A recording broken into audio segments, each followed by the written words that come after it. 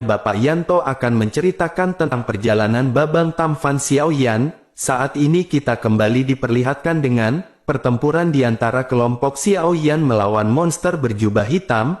Lalu Xiaoyan pada saat ini mengeluarkan teknik 1000 kaki tanpa bayangan pada tahap kelima. Sementara itu monster berjubah hitam pada saat ini melesatkan bendera dengan tengkorak yang berada di atasnya.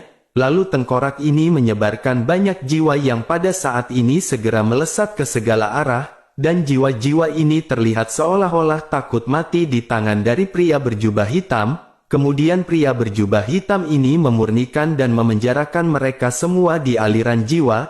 Lalu dirinya benar-benar memurnikan semua jiwa ini menjadi senjatanya. Dan serangan jiwa dari monster ini benar-benar memiliki kekuatan yang sangat mencengangkan. Akan tetapi meskipun begitu ekspresi Xiaoyan pada saat ini masih tetap tenang. Lalu Xiaoyan pada saat ini benar-benar meraung dan api surgawi di pedang kuno api surgawi tiba-tiba mengayun ke bawah.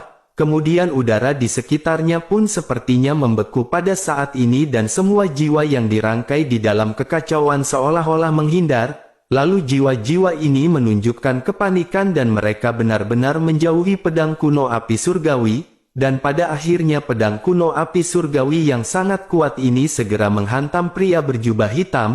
Lalu tanah seketika berdebu dan bergetar hebat seperti gempa bumi. Dan semua monster yang berada di hutan pada saat ini merintih dan menundukkan kepala mereka karena ketakutan.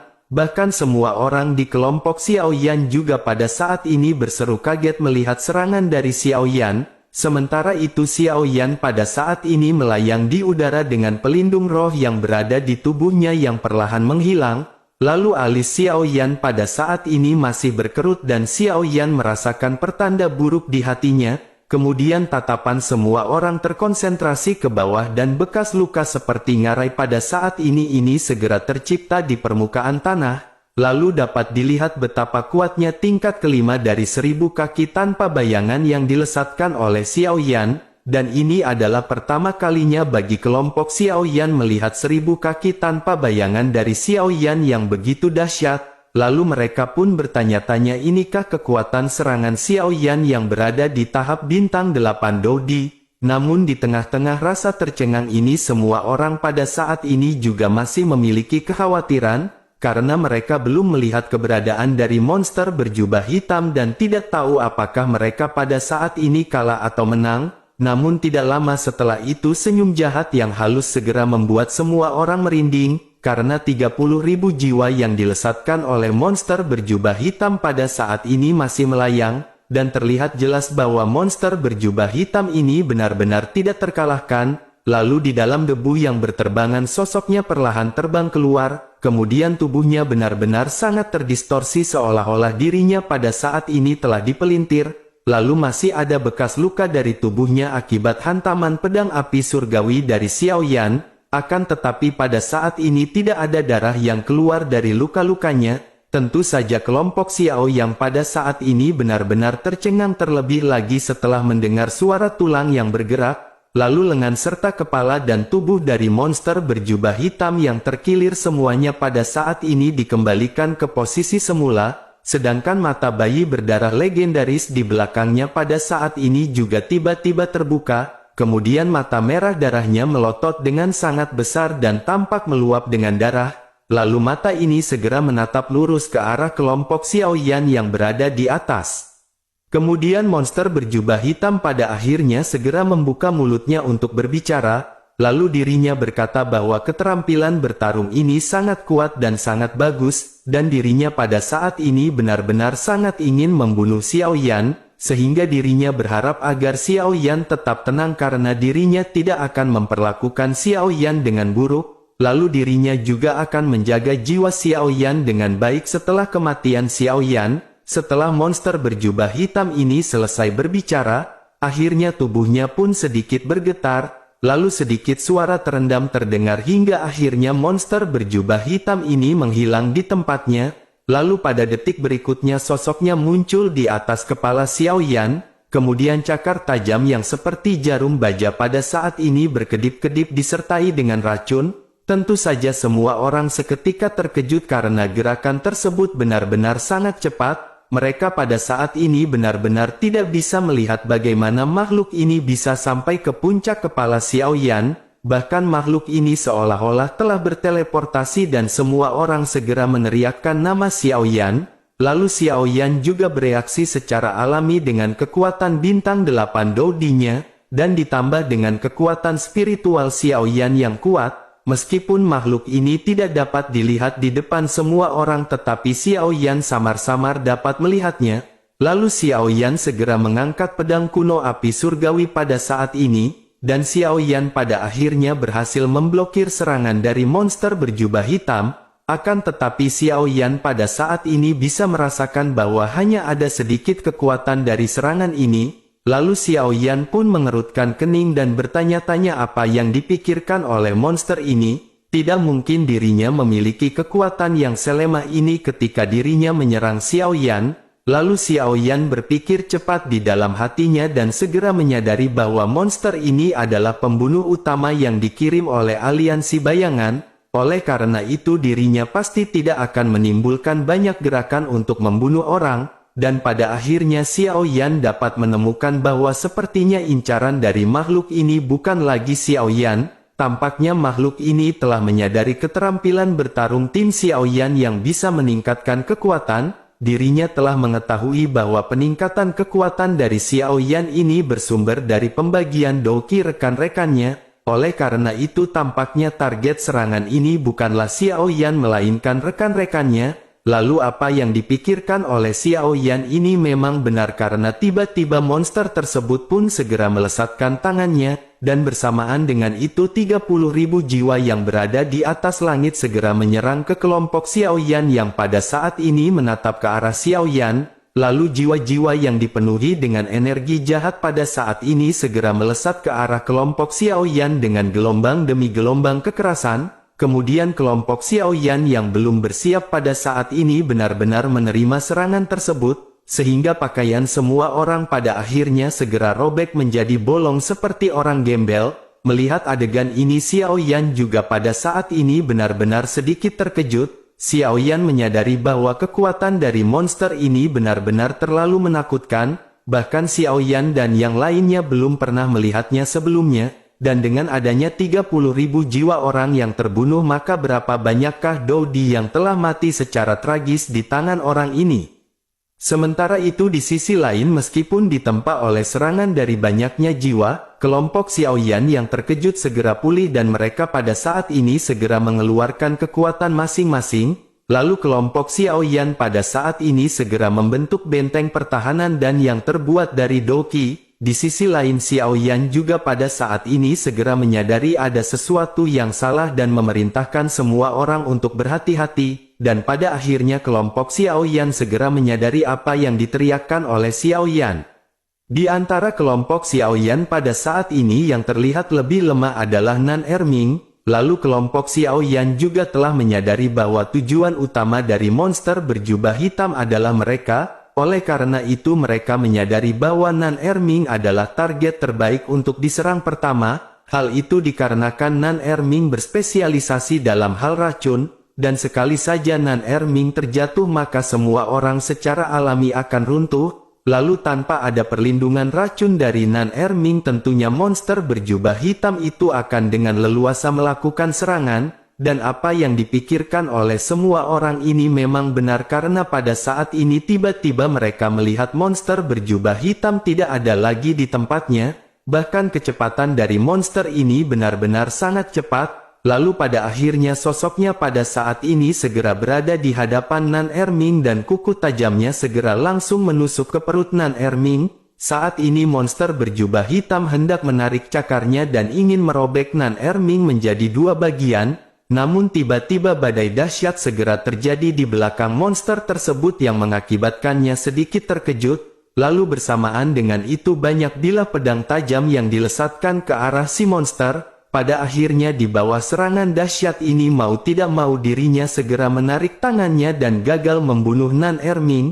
Kemudian monster ini pun segera melarikan diri dan dikejar oleh badai yang ternyata diciptakan oleh Feng Feng. Tentu saja semua orang benar-benar terkejut karena Feng Feng pada saat ini benar-benar telah tersadar. Meskipun pada saat ini Feng Feng memiliki pandangan yang buram, namun karena semangat untuk membela kelompoknya pada saat ini Feng Feng benar-benar mengeluarkan semua kekuatannya. Sosok Feng Feng pada saat ini benar-benar bergoyang dengan mata yang kabur, bahkan Feng Feng sepertinya benar-benar tidak sadarkan diri dan dirinya pada saat ini kembali melangkah menuju ke arah si monster. Sementara itu di sisi lain Xiao Yan pada saat ini segera kembali mulai melesat ke arah si monster. Melihat Xiao Yan yang datang, monster berjubah hitam ini pun meledek dengan menunjukkan deretan gigi berdarah. Lalu dirinya pun segera tertawa dan berkata bahwa aura dari Xiao Yan pada saat ini benar-benar turun. Di sisi lain sosok Xiao Yan yang berada di udara juga pada saat ini benar-benar bergetar.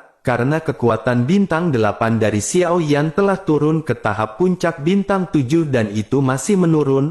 Lalu Xiao Yan pun bergumam sungguh sangat sial karena waktu dari penggunaan eksklusif pil ini telah sampai. Xiao Yan mengutuk semua situasi yang pada saat ini dialami oleh kelompok Xiao Yan.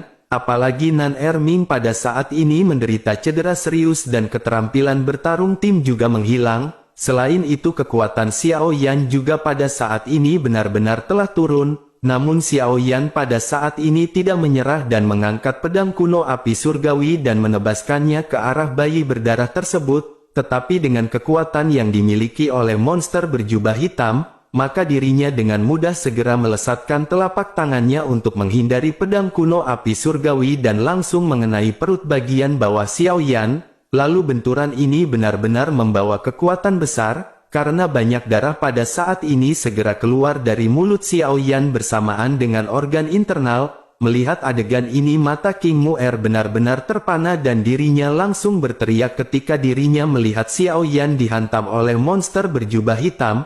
Lalu King Mu'er pun segera melesat terbang untuk mendukung Xiao Yan. Kemudian mata merah Xiao Yan pada saat ini melirik ke arah King Mu'er sebelum akhirnya perlahan-lahan menutup.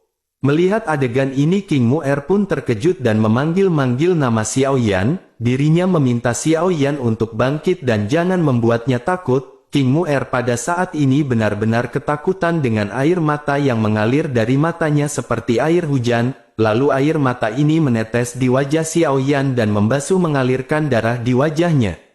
Lalu di sisi lain monster berjubah hitam pada saat ini tertawa dan berkata bahwa ini benar-benar cukup menyenangkan. Akhirnya pada saat ini dirinya sampai di kesempatan untuk makan balungan. Setelah itu dirinya kembali tertawa dan berjalan menuju ke arah Xiao Yan yang berada di dalam pelukan King Mu'er. Saat ini dirinya melangkahkan kakinya selangkah demi selangkah dengan menjulurkan lidahnya dengan ekspresi senang. Sementara itu King Mu'er segera meraung dan meminta agar si monster untuk tidak ke sini. Di sisi lain Xiao Zhan juga berteriak keras dan tubuhnya pada saat ini segera bergegas melesat. Melihat serangan ini, monster berjubah hitam pun segera melirik. Lalu dirinya memerintahkan para jiwa untuk menyerang dan pada saat ini Xiao Zhan seketika langsung pingsan. Dan pada akhirnya monster tersebut pun segera kembali berjalan menuju ke arah Xiao Yan. Kemudian dirinya berkata bahwa dirinya pada saat ini benar-benar akan menikmati makan besar, lalu pada saat ini akan lebih baik baginya untuk memakan Xiao Yan terlebih dahulu.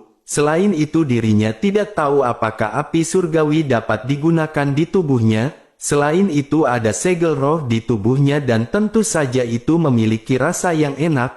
Menanggapi hal tersebut King Mu'er yang masih menangis segera berteriak agar monster tersebut segera pergi. Enshing Mu'er meminta agar si monster tidak mendekat. King Mu'er yang benar-benar panik segera berkata bahwa saudara laki-lakinya adalah Kaisar Iblis. Oleh karena itu dirinya bisa menggandakan harga dari aliansi bayangan untuk membayar si monster. Dirinya akan memberikannya bayaran 4 kali lipat jika dirinya tidak memakan Xiao Yan. Menanggapi hal tersebut si monster pun tidak tertarik dengan tawaran dari King Mu'er. Lalu pada akhirnya King Mu'er segera berkata jika memang dirinya masih ingin memakan Xiao Yan, maka dirinya harus memakan King Mu'er terlebih dahulu. Wajah King Mu'er pada saat ini sudah disekat dengan air mata dan matanya dipenuhi dengan kepanikan. King Mu'er tidak takut mati dan yang King Mu'er takutkan adalah kematian dari Xiao Yan. King Mu'er pun pada saat ini segera memejamkan matanya di tengah situasi yang sangat kritis. bahkan King Mu'er pada saat ini hanya bisa mengenang pertemuan dan momen-momen bersama-sama dengan Xiao Yan. Sementara itu kelompok Xiao Yan yang lain yang tersisa juga pada saat ini benar-benar terluka parah, bahkan pada saat ini mereka tidak bisa bangkit dan hanya bisa menatap ke arah King Mu'er yang memeluk Xiao Yan yang tidak sadarkan diri, lalu kekuatan semua orang pada saat ini benar-benar habis. Hal ini karena efek dari eksplosif pil yang pada saat ini benar-benar memudar dan kekuatan semua orang telah menurun ke tahap bintang 5, selain itu mereka juga pada saat ini masih mengalami kemunduran, dan lambat laun semua orang pada saat ini mulai tidak dapat mendukung tubuhnya sendiri bahkan hanya untuk sekedar terbang. Sementara itu di sisi lain di tengah alis Xiao Yan pada saat ini bayangan pagoda berkedip-kedip. Lalu Zhan Lao yang berada di dalam pada saat ini mengerutkan kening dengan tekad di matanya. Zhan Lao bergumam mengapa orang-orang ini benar-benar tidak bergerak. Zhan Lao sedikit marah dan dirinya tidak bisa menunggu lebih lama lagi, karena jika dirinya menunda mungkin Xiao Yan benar-benar akan dimakan oleh monster ini. Bersamaan dengan Zhan Lao yang geregetan pada akhirnya segera terdengar sebuah teriakan keras yang memerintahkan si monster untuk berhenti. Dan begitu suara ini terdengar, kemudian ada ratusan aliran cahaya segera ditembakkan dari kejauhan. Lalu saat berikutnya pria parubaya dengan baju besi hitam melemparkan tombak hitam di tangannya ke arah langit, tiba-tiba petir hitam segera menghantam ke arah kepala dari si monster, dan tombak hitam ini tampak seperti naga hitam di tengah guntur yang melesat. Melihat hal ini Zi Ying segera menyadari bahwa ada bala bantuan yang datang. Lalu Zi Ying pun segera menghela nafas dan mengeluarkan semua kemampuannya, dirinya berusaha untuk mendukung Nan Erming yang pingsan di tanah, sementara itu monster berjubah hitam pada saat ini bergumam bahwa ini benar-benar sangat sial, guntur hitam ini sepertinya sangat kuat, sehingga dirinya pun buru-buru mengelak menjauh dan guntur ini tidak mengenai Xiao Yan tetapi berbalik dan terus mengejar si monster, lalu monster berjubah hitam itu pun segera berteriak bahwa mereka benar-benar berani melawannya, dan dengan kekuatan kecil seperti itu apakah mereka yakin mereka bisa menang berhadapan dengannya? Setelah mengucapkan perkataan tersebut, aura yang kuat segera keluar dari tubuhnya, dan pada akhirnya dirinya bisa menghancurkan guntur hitam yang pada saat ini melesat. Setelah guntur ini berhasil dihancurkan si pria pun segera melambaikan tangannya, lalu tombak hitam segera kembali ke tangannya dan pada saat yang bersamaan tidak kurang dari ratusan sosok segera muncul. Kelompok orang yang baru saja datang ini segera mengelilingi monster berjubah hitam, sementara itu pria parubaya yang memimpin mereka pada saat ini segera membuka mulutnya untuk berbicara. Sosok ini berkata tentu saja pada saat ini dirinya akan kalah jika dibandingkan dengan Tuan Guiyin. Tetapi pada saat ini dirinya berpikir tentu saja Tuan Guiyin juga tidak ingin menjadi musuh dari ras manusia. Menanggapi hal tersebut monster yang memiliki nama Guiyin pada akhirnya segera meledek. Dirinya berkata ternyata itu adalah ras manusia. Bagaimana jika pada saat ini dirinya membunuh semua orang yang berada di sini? Menanggapi hal tersebut pria yang merupakan pemimpin dari para pasukan ini pun seketika tertawa. Lalu dirinya pun lanjut berkata bahwa dirinya merasa Tuan Guiyin tampaknya tidak akan mau melakukannya. Guiyin pun seketika tertawa terbahak-bahak mendengar perkataan dari pemimpin pasukan ini, dan pada akhirnya dirinya segera bertanya alasan apakah yang membuatnya tidak akan melakukan hal itu. Pemimpin pasukan ini pun segera tersenyum dan berkata bahwa bukankah Tuan Guiyin telah mencari seorang gadis bernama Sun Er. Begitu pria parubaya berbaju hitam selesai berbicara, bayi berdarah legendaris pun seketika seolah-olah seperti disambar petir, dirinya benar-benar terkejut dan ekspresi mengerikan segera muncul di wajahnya, dan pada saat ini monster berjubah hitam benar-benar merasa sangat senang mendengar nama tersebut, lalu pada akhirnya dirinya pun dengan gelisah segera bertanya apakah pemimpin ini tahu di manakah Sun Er. Di sisi lain pria parubaya berbaju hitam pun tampaknya telah memahami kelemahan dari Guiyin.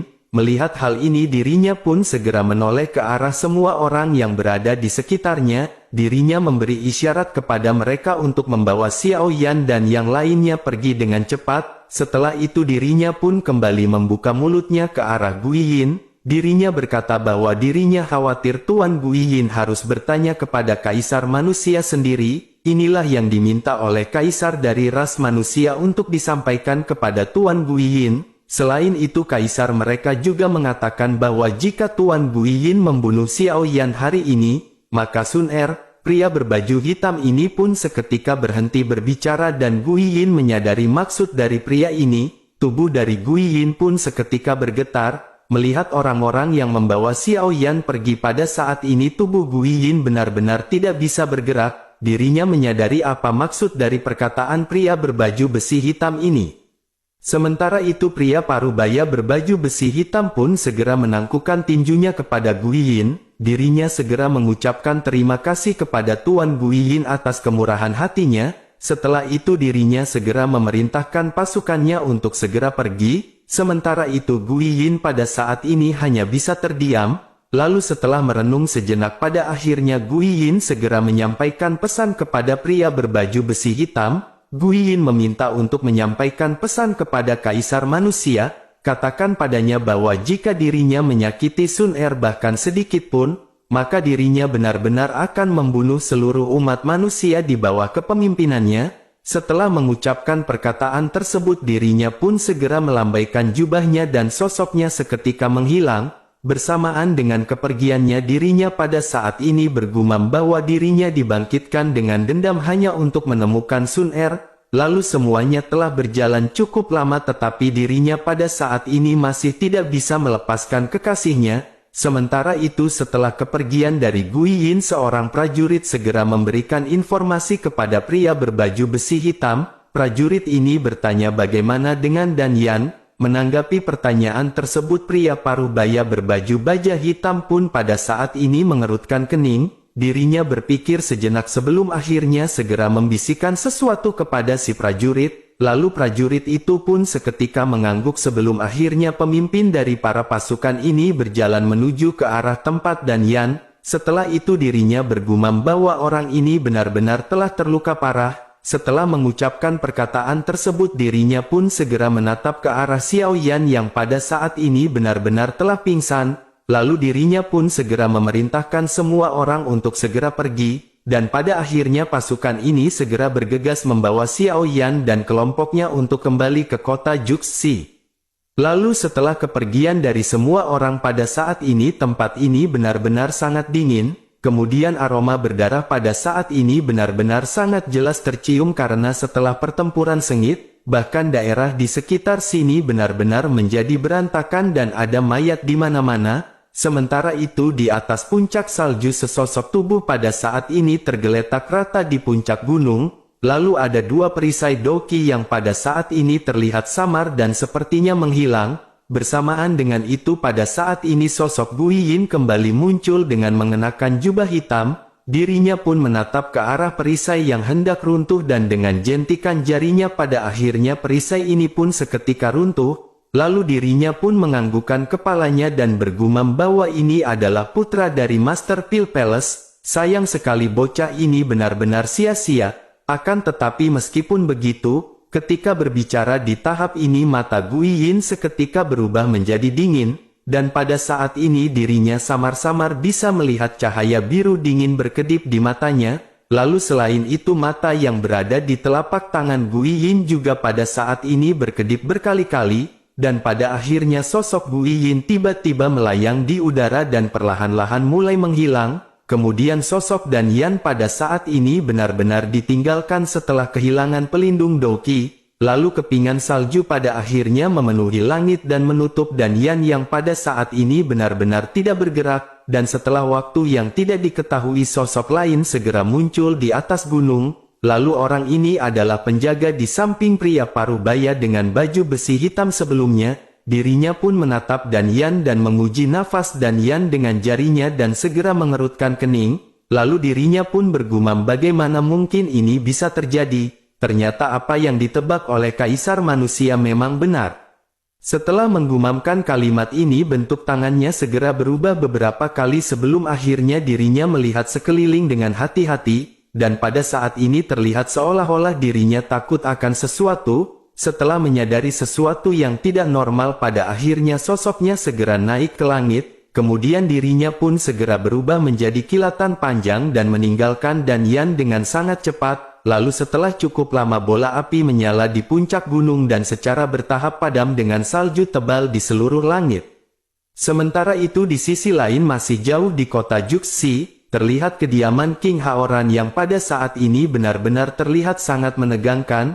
King Haoran benar-benar sangat cemas setelah mendengar berita bahwa Xiao Yan dan rombongannya telah terluka parah, lalu dirinya pun segera bertanya siapakah yang melakukan hal ini. Jika sesuatu terjadi kepada Xiao Yan, maka klan iblisnya pasti akan membalaskan dendam. Meja batu giok kelas atas pun langsung dihancurkan dan berubah menjadi berkeping-keping oleh gentakan tangan dari King Haoran. Sementara itu tetua keempat pada saat ini segera muncul di samping King Haoran. Dirinya segera berkata agar King Haoran jangan khawatir, karena yang terbaik pada saat ini adalah dengan cepat memberitahu klan Yao bahwa nyawa Xiao Yan tidak boleh dibiarkan mati. Meskipun dirinya mengucapkan perkataan ini tetapi matanya pada saat ini masih dipenuhi dengan kekhawatiran.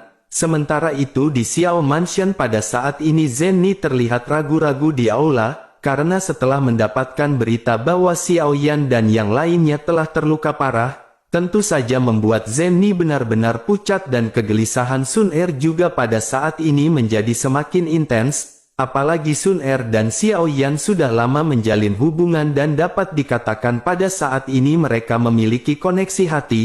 Lalu keduanya pada saat ini benar-benar tidak menyangka bahwa Xiao Yan akan terluka parah, begitu juga dengan kelompoknya. Sementara itu adegan pun beralih ke klan Yao yang dimana Yao Aotian pada saat ini tiba-tiba berdiri setelah mendengar berita tentang Xiao Yan. Lalu dirinya pun segera meneriakkan perintah kepada semua orang. Dirinya meminta semua alkemis yang berada di atas peringkat kelima untuk berkumpul. Karena mereka pada saat ini juga harus segera pergi menuju ke Xiao Mansion, tentu saja sebagai seorang guru dan leluhur dari Xiao Yan, maka bagaimana mungkin Yao Aotian bisa tenang. Lalu pada akhirnya tanpa penundaan lagi dirinya pun memutuskan untuk segera pergi. Sementara itu Abah Yao Lao yang pada saat ini telah menjadi pemimpin di klan Yao juga mengetahui hal tersebut. Dan ketika dirinya mendengar sesuatu terjadi kepada Xiao Yan, dirinya benar-benar sangat gugup. Bahkan dirinya juga langsung buru-buru mengikuti Yao Aotian ke Xiao Mansion dengan memimpin semua pasukannya.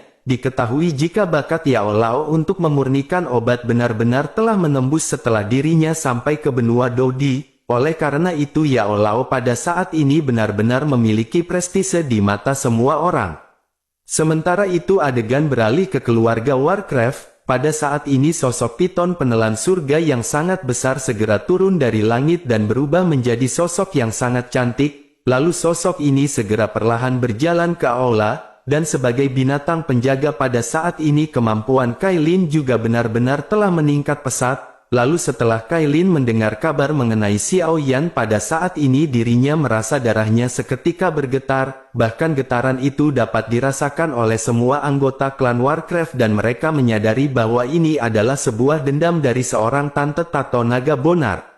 Lalu kembali ke kota Juxi, tepatnya di Xiao Mansion yang biasanya selalu sepi pada saat ini benar-benar menampilkan banyak orang yang berkumpul. Lalu pada saat ini sudah ada King Haoran, Yao Aotian dan yang lainnya yang sedang menunggu dengan cemas. Bahkan orang-orang dari klan Yao di bawah kepemimpinan Yao Aotian segera membangun kolam obat besar di Xiao Mansion, dan segera setelah Xiao Yan dan yang lainnya sampai, maka mereka akan segera memasukkannya ke dalam kolam obat. Diketahui jika mereka memiliki efek penyembuhan yang kuat dan tidak peduli seberapa serius orang yang terluka, maka mereka akan dapat menyelamatkan hidup dari kelompok Xiao Yan. Sementara itu King Haoran mengirim orang-orang dari kota Juxi untuk menutup lubang cacing agar Xiao Yan dan yang lainnya bisa lewat tanpa ada halangan. Semua orang di Xiao Mansion pada saat ini saling memandang dan suasana yang benar-benar menjadi lebih tegang. Di sisi lain di dalam sebuah lubang cacing sesosok cantik melintas dan ini adalah Kailin.